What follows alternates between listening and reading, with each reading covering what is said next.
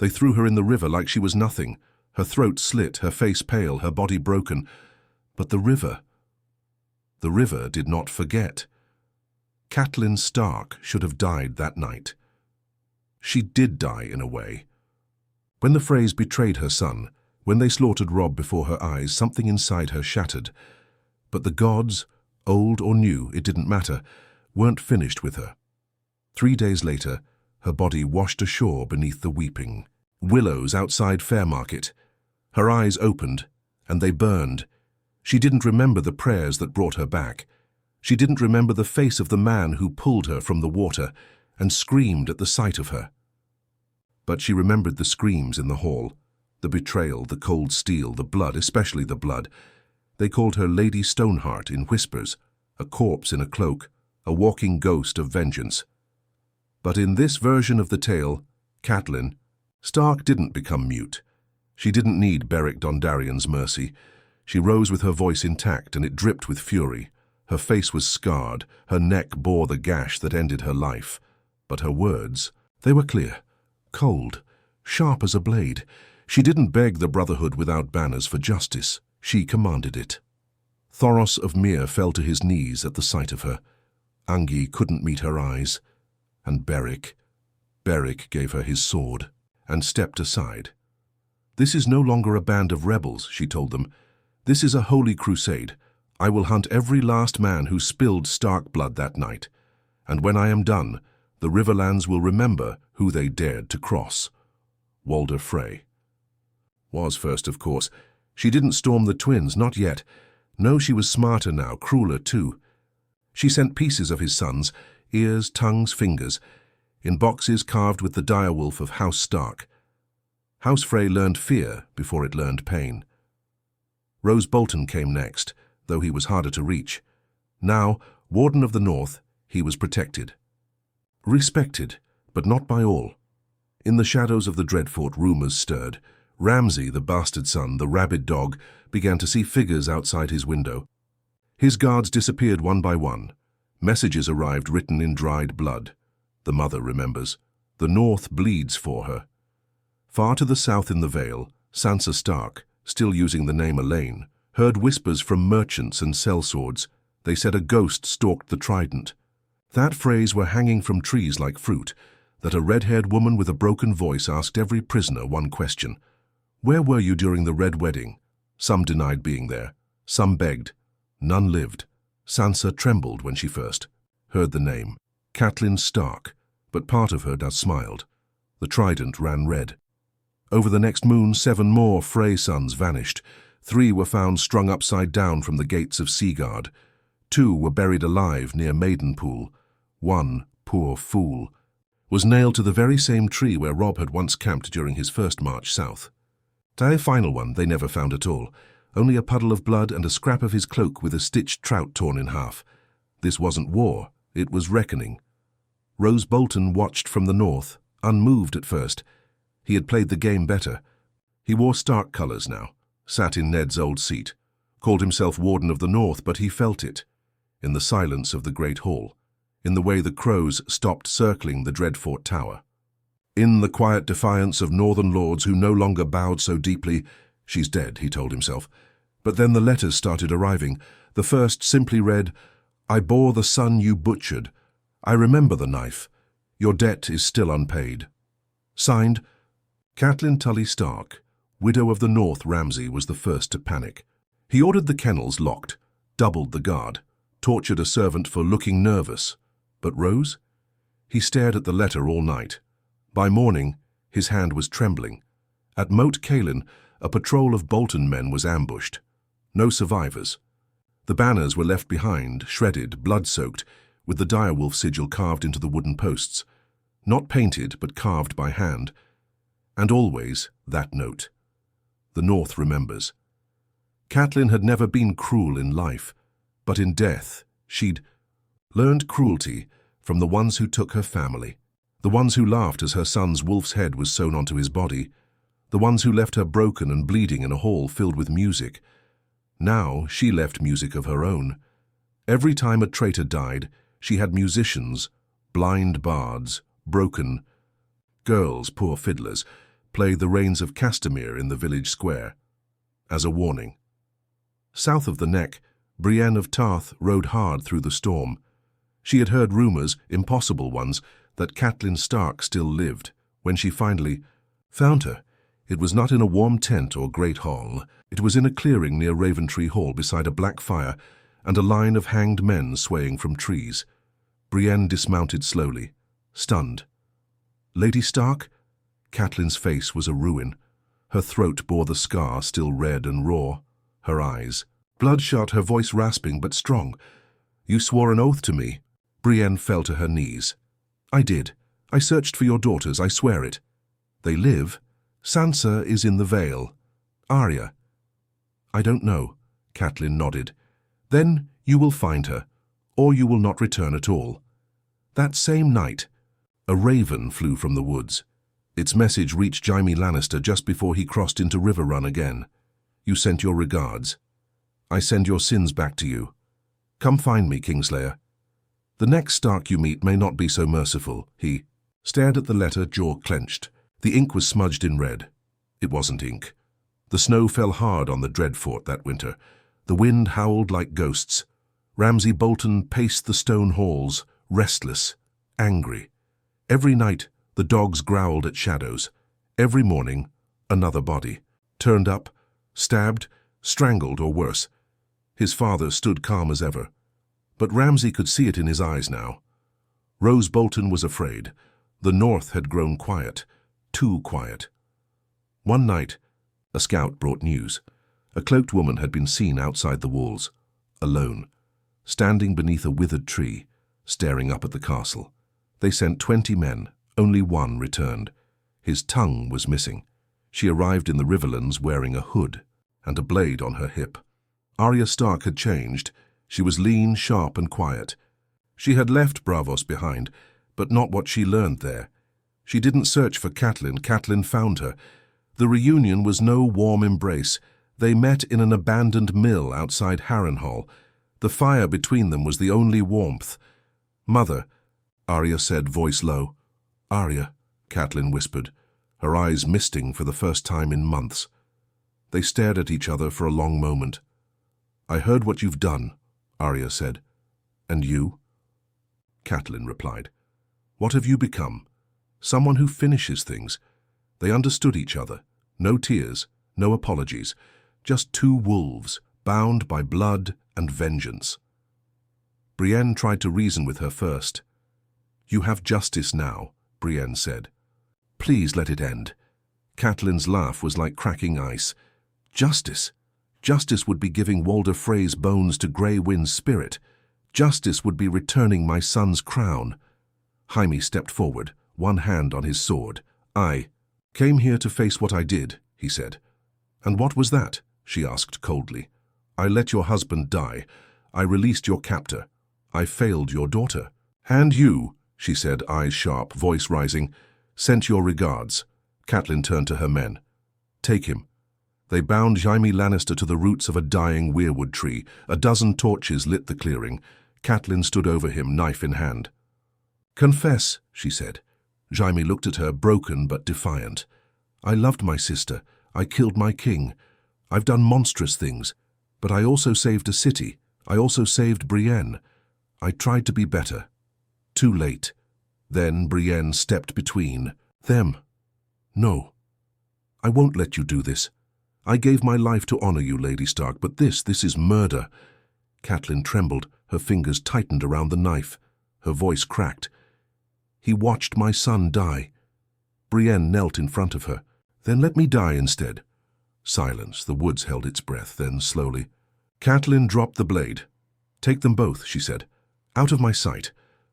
Far to the north, Jon Snow read the message in the flickering light of Castle Black. "Your mother walks again. Your sister fights beside her. The wolves are not broken. And we are coming home." Jon closed his eyes. The wind howled louder. The first sign was silence.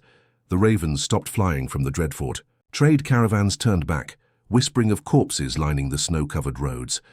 Even the flayed man banners vanished from the towers, as if ashamed. And then came the fire. They struck at dawn. Not with an army, but with shadows. Catelyn had. No use for banners or lords, only justice. Arya entered first, through a hidden tunnel once used by servants. By the time the guards realized something was wrong, it was too late. Arya was already behind them. She moved like smoke, quick, quiet, and merciless. The halls filled with the soft thud of bodies hitting stone. Meanwhile, Catelyn came through the front gate. Her cloak billowed in the wind, and behind her a line of masked warriors. Outlaws, broken men, and small folk who'd lost kin at the Red Wedding. Ramsay's dogs howled as if they knew their master's time had come. Ramsay was found in the kennels, laughing, covered in blood, surrounded by the corpses of his own hounds. He had turned them on each other in panic the night before.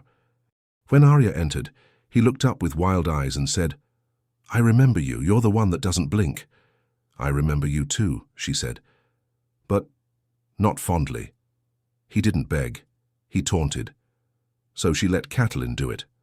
The last thing Ramsay Bolton saw was a mother's eyes, dead and alive, full of pain and fury. As she slit his throat just like her own had been, they found Rose still sitting in the great hall, dressed in black, sipping wine. "You've come far," he said. To Catelyn, "But what does it change? Your husband is still dead, your son still butchered, your house still scattered." She walked slowly toward him. "I know," she whispered, "but now, so is yours." And with no further word, Arya flung a knife from the shadows.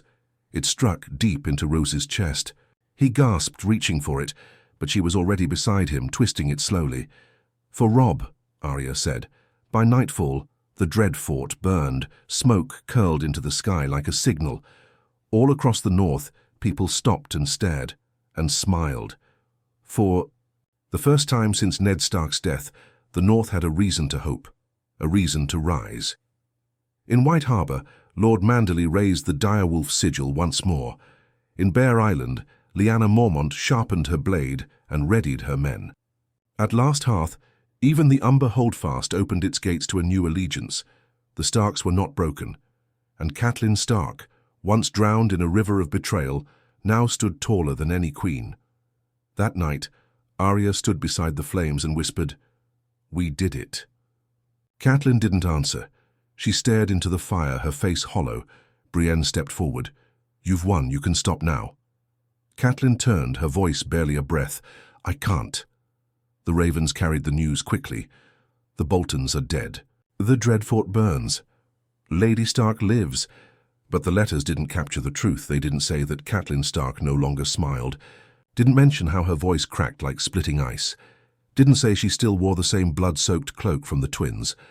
No, the letters didn't say that Catelyn Stark hadn't returned from death, only that she was walking. Jon Snow stood on the ramparts when she arrived. Behind her, Arya. Behind Arya, men with no names and hollow eyes. Brienne trailed silently, her face pale and drawn. Catelyn rode no horse. She walked the full length of the snowy path into the gates, each step slow and deliberate, like she was daring Winterfell itself to reject her.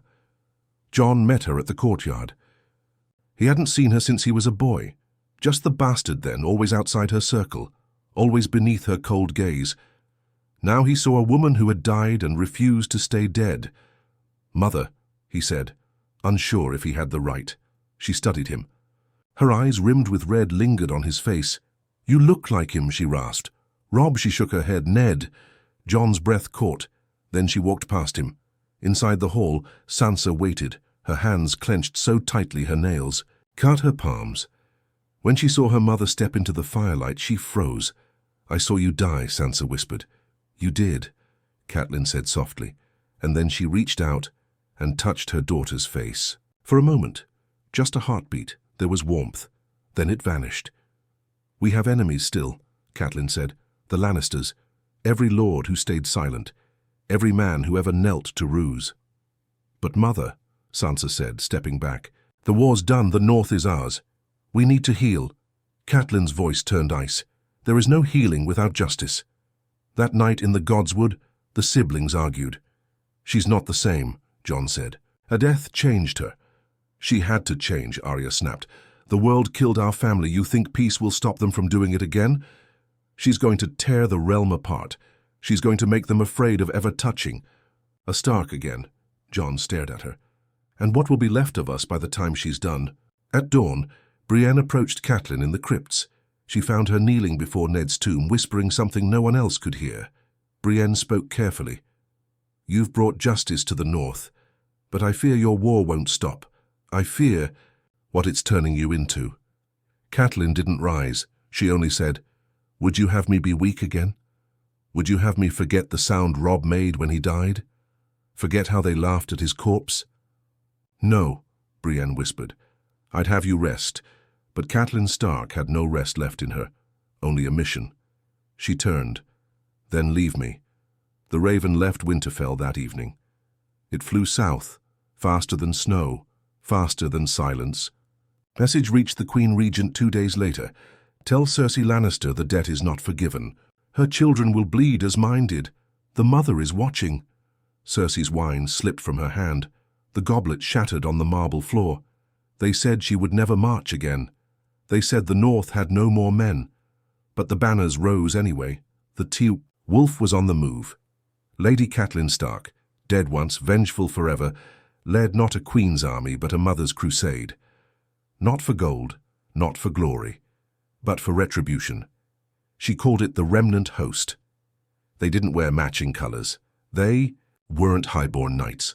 They were survivors of the Red Wedding, of Lannister raids, of the flames that followed dragons. She marched with Arya beside her, the girl who no longer smiled, whose list had grown shorter with every mile. Brienne followed too, though her eyes had lost their shine. She still hoped, still prayed that one day this war would end. But Catelyn, she never prayed any more. At Maidenpool, a Lannister garrison surrendered. 50 men. Catelyn gave the order. All 50 were executed. Jon Snow sent a raven. They yielded. That is not our way. Her reply came back 3 words. It is now. In King's Landing, Cersei received a second raven. You laughed over the Red Wedding. You toasted over my son's corpse. Your joy is a debt, and I am coming to collect. 4. The first time in years, the Queen Regent asked for Jaime. That night, the remnant host camped outside Storm's End. Fires glowed like dying stars. The wind carried the scent of snow and steel. Arya sat beside her mother, sharpening needle. She didn't ask where they were headed. She knew. Do you remember Father's voice? Catelyn asked suddenly. Arya looked up. I remember, he said. The man who passes the sentence should swing the sword. Catelyn nodded. He was right. So I will. Brienne finally stood before her. Enough, she said. You've won. Even the crown trembles now. Don't become what they made you fight. Catelyn stood still. Then she said something Brienne never expected. Then take the sword from me. Brienne froze. If you think this isn't justice, if you think I've lost my soul, then end it now. Do what I cannot. Brienne's hands shook, her knuckles whitened, but she did not raise the blade, and Catelyn smiled. Then we go on. Cersei Lannister stood on the balcony, staring at the growing fleet in Blackwater Bay. There, coming by land and sea, her maester whispered. The northern banners are among them. Then ready the wildfire, she said coldly. If she wants blood, I'll drown her in it. She turned to the mountain. Let the wolf come. The walls of King's Landing shimmered in the morning heat. From the battlements, Lannister guards watched dust rise on the gold road. It looked like smoke at first, but it wasn't smoke. It was her. Long before the host arrived, Arya was already inside, dressed as a baker's boy, then a scepter, then no one at all. She walked through the Red Keep like a shadow. She knew every step, every patrol, every hidden passage. In the great hall, she stood beside the Iron Throne itself, just long enough to whisper, soon. Then she vanished again. Catelyn Stark stood at the head of her army, her cloak still stained, with the blood of the twins. Her hair had grown white at the roots. Her voice, when she spoke, rang with command. Open the gates or we break them. The gate captain, a minor Lannister cousin, trembled. Lady Stark, he pleaded, there are women and children in the city. I had children too, she said. He didn't answer again. From the south came 2 more riders. Fast, relentless Jon Snow, Sansa Stark. They reached the camp just as the siege lines were forming. Sansa stormed into her mother's tent. "You can't do this." Catelyn turned slowly. "You came too late." "This is madness," Sansa said. "You want to burn them all. That's what Cersei would do." Catelyn's voice cracked like dry branches. "Cersei did do it. I'm only finishing what she started." Then Jon entered. "And what comes after? What will be left when you've avenged everyone?" Catelyn looked at her son.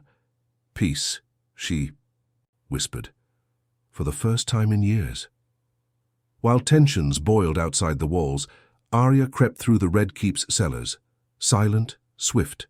She wasn't after soldiers. She was after one name, Sir Gregor Clegane.